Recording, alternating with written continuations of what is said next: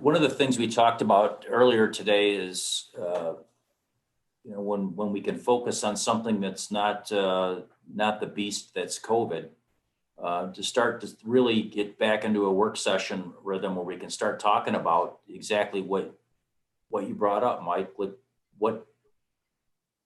What is the instructional impact? How has it changed? How are we changing our approach in the classroom? What does that feel like for our teachers? What does that feel like for our building administrators and our leaders? If we think about the principals that are on this call, they've had a whole bandwidth of extra duties that have been put on them that I'm certain they did not go to administrator school for, that they didn't find out about in an internship, and they certainly hadn't done it in their first parts of their career.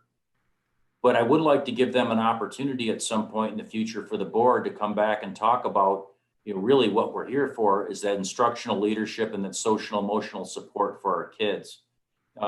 If we're being honest, the honest to God answer to your question is we don't know. We don't think they're falling behind. We think we're doing the right things. We certainly have people that are dedicated and love these kids very much and are willing to do anything they can to make sure they don't fall behind. But I think if we're being honest, the answer is we don't know. We don't know what the other systems around us are potentially having kids fall behind in either. I don't believe they're falling behind academically. I would put the product of this school district up against anything in this state. I don't think that. What I do believe is it's time for us to get our kids back in front of kids if we can, and I think we can. We can double down on those relationships and those commitments and those connections, and then kind of take it to the next level and assess, what are those academic connections? What is that progress? What do we need to do next to improve it if we need to?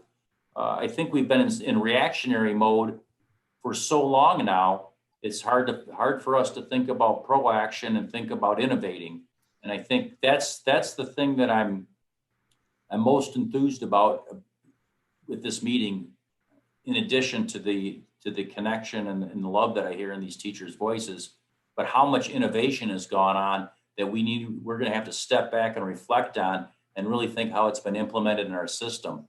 I think we're going to find out some pretty amazing things have been done on behalf of kids by these folks. Yeah. And I think they may not be falling behind. They may actually be accelerating. I don't know, but I think that's a wondering I have in my head.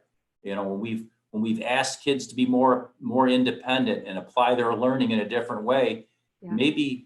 Maybe the falling behind isn't what those of us that went through a more traditional educational experience, maybe it won't be as much as we think it is.